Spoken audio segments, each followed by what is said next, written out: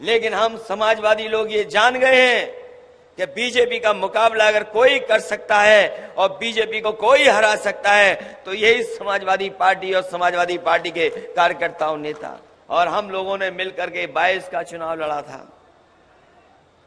जो हमारी विचारधारा से मिलते जुलते लोग थे, जो उस समय संघर्ष कर रहे थे बीजेपी को हटाने के लिए, उन सबको साथ ला करके हम लोगों ने एक मंच पर एक गठबंधन तैयार किया। सम्मेलन में जो आप लोगों ने चुना है, प्रदेश के अध्यक्ष नरेश उत्तम जी को बहुत बहुत बधाई और बहुत बहुत शुभकामनाएं मैं देना चाहता हूं। और मुझे उम्मीद है कि आने वाले समय में जो चुनौतियां हैं उसका मुकाबला हम लोग सब मिलकर के करेंगे। संगठन के साथ साथ हमारे सभी साथी मिलकर के इस समाजवादी आंदोलन को आगे बढ़ाने का काम करेंगे। अगर कभी रिकॉर्ड के माध्यम से देखा जाएगा तो जनहित में और जनता के सवालों पर अगर कोई सबसे ज्यादा संघर्ष कर जेल गया है तो वो रविदास मेहता निकलेंगे। लेकिन मैं अपने प्रतिनिधियों के सामने कहना चाहता हूं,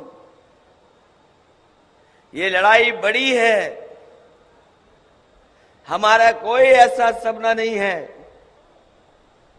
कि हम उस स्थान पर पहुंचे, लेकिन हम समाजवादियों का यह सपना जरूर है कि जो समाज में बांटने वाली ताकतें हैं उनको सत्ता से बाहर निकालने का काम हम लोग मिलकर के करें। और अगर पीछे मुड़ करके देखें हम, जिस समय पिछला लोकसभा चुनाव था 2019 का, उस समय भी समाजवादियों ने कोशिश की थी और वो ऐतिहासिक फैसला लिया था जो ये देश के तमाम करोड़ों लोग सपना देख रहे थे कि बहुजन की ताकतें एक साथ एक मंच पर खड़ी हो जाएं। जो कभी डॉक्टर राम मनोहर लोहिया और हमारे संविधान के रचयिता जिन्होंने संविधान बनाया, बाबा साहब भीमराव अम्बेडकर जी ने देखा था, वो अपने जीते जी नहीं एक हो पाए।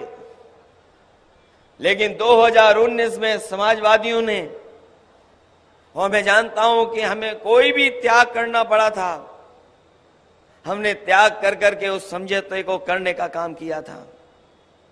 अगर देश में देखें, अगर किसी ने भारतीय जनता पार्टी से डट करके मुकाबला कर करके और लोकसभा की सीटों को हराने का काम किसी ने किया था तो 2019 में समाजवादी लोगों ने मिलकर के बाबा साहब भीमराव अम्बेडकर जी के सिद्धांतों को लेकर के आगे बढ़ करके उन्हें हराया था। और ये पहली बार कोर्ट की टिप्पणी नहीं है।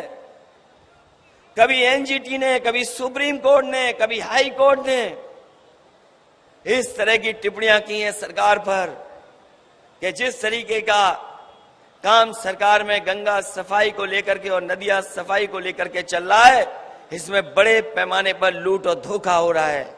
अगर किसी ने उदाहरण पेश किया था कि शहर के अंदर नदियां कैसे साफ बह सकती हैं, तो समाजवादियों ने गोमती को साफ कर करके दिखाया।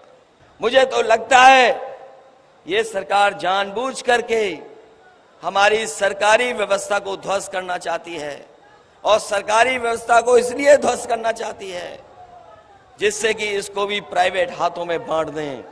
जिस तरीके से बहुत सारी संस्थाएं प्राइवेट हाथों में चली गईं, ये सरकार चाहती है कि ये भी प्राइवेट हाथ में चले जाएं।